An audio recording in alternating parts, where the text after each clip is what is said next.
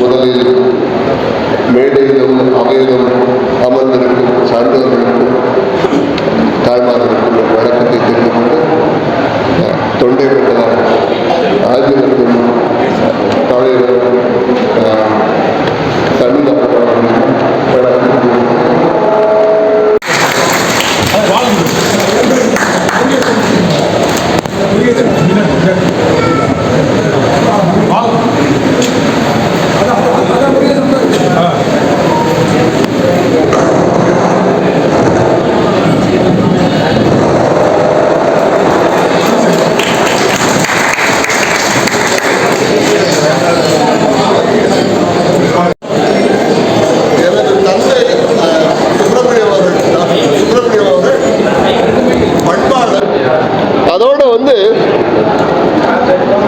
கருணை உள்ளம் படைத்தவர். மக்களுக்கு, ஏழை மக்களுக்கு சிகிச்சை செய்ய வேண்டும், சேவை செய்ய வேண்டும் என்று ரொம்ப ஆர்வத்தோட அரசு மருத்துவமனையிலும் சரி, கிறிஸ்டியன் மிஷன் ஹாஸ்பிட்டல் என்ற மருத்துவமனையிலும் அவர் வந்து பல வருடங்களாக வந்து அவர் உழைத்திருக்கிறார். அவருக்கு என்னன்னா எல்லாத்தையும் வந்து ஒரு வேறுபாடு இல்லாம பார்க்கிறவர். உயர்ந்தவங்க, தாழ்ந்தவங்க, பணக்காரங்க, ஏழை, வயசுல பெரியவங்க, வயசுல சிறியவங்க அப்படின்னு பார்க்காம எல்லாத்தையும் வந்து ஒரே நோக்கத்துல வந்து பார்த்து மதித்து மரியாதை கொடுத்து அன்பா வந்து அவர் பேசுவார். அது அவருக்கு ஒரு பண்பு, அது அவருடைய பண்பு. அது ஒரு பக்கம் இருக்க,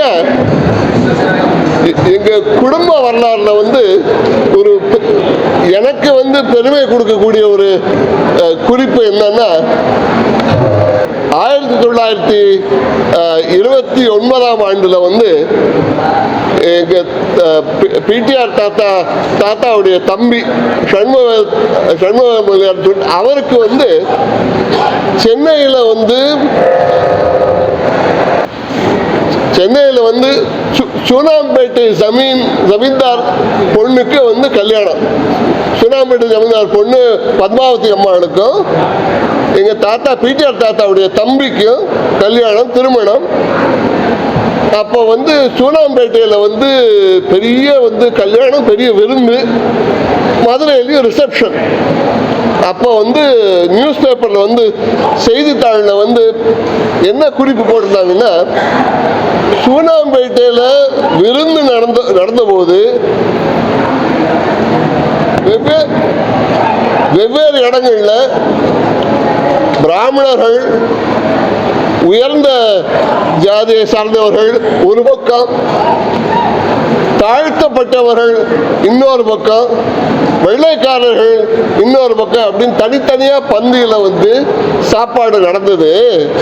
ஆனா மதுரையில பிடிஆர் வீட்டில் ரிசப்ஷன் அப்போ நடந்தப்ப எல்லாரும் சமமா, எல்லா ஜாதியினரும் சமமா, வெள்ளைக்காரர்கள், தாழ்த்தப்பட்டவர்கள் எல்லாரும் சமமா உட்கார்ந்து எல்லாரும் ஒன்னா சாப்பிட்டாங்க அப்படிங்கிற ஒரு குறிப்பு வந்து போட்டிருக்கு. அது எனக்கு என் மனசுக்கு ஒரு பெரிய ஒரு பெருமை, எங்க குடும்பத்துல இருந்த ஒரு வரலாறு. அப்ப நீங்க வந்து அப்படி நீங்க கேட்கலாம், ஐயா உங்க குடும்பத்துல இந்த மாதிரி வந்து ஜாதி மதம் அப்படிங்கிற வேறுபாடு பார்க்கறது இல்லை அப்படிங்கும் போது நீங்க வந்து முதலியார் சங்கம்னு வந்து அதுல வந்து நீங்க வந்து பேசுறீங்க, உங்க தம்பியை வந்து பொறுப்பெடுத்திருக்காரு அப்படின்னு நீங்க கேட்கலாம். அது நியாயமான கேள்வி. அதாவது ஐயா, பொது சேவை, பொது மக்களுடைய வந்து முன்னேற்றம் அப்படின்னு வந்து நம்ம வந்து பார்க்கும்போது அது சமூக முன்னேற்றமா இருக்கலாம், பொருளாதார முன்னேற்றமா இருக்கலாம், கல்வி முன்னேற்றமா இருக்கலாம், ஆன்மீக முன்னேற்றமா இருக்கலாம். அப்படி வந்து நம்ம வந்து பொது சேவையில வந்து ஈடுபாடு இருக்கும்போது நம்ம வந்து நிச்சயமா ஒரு சமுதாயமா நம்ம வந்து ஒரு அமைப்பை ஏற்படுத்தி கொண்டு, முதலியார் சங்கம் ஏற்படுத்தி கொண்டு அதுல வந்து முன்னேற்றத்தை வந்து நம்ம அதுல வந்து பாடுபடுறதுல தப்பே இல்லை. ரொம்ப நல்ல ஒரு செய்தி, ரொம்ப நல்ல ஒரு செய்தி. அதே நேரத்தில் வந்து நம்ம வந்து யாரையும் வந்து ஒதுக்காம, யாரையும் வந்து தாழ்த்தி ஒதுக்காம, எல்லோரையும் வந்து சமமாக பார்த்து அழைத்து அணைத்து செயல்படுவது நமக்கு நல்லது, சமுதாயத்துக்கு நல்லது அப்படிங்கிறத வந்து அதைத்தான் நான் சொல்ல வந்தேன். இந்த பேசுவதற்கு வாய்ப்பை கொடுத்ததற்கு மிக்க நன்றி. வணக்கம்.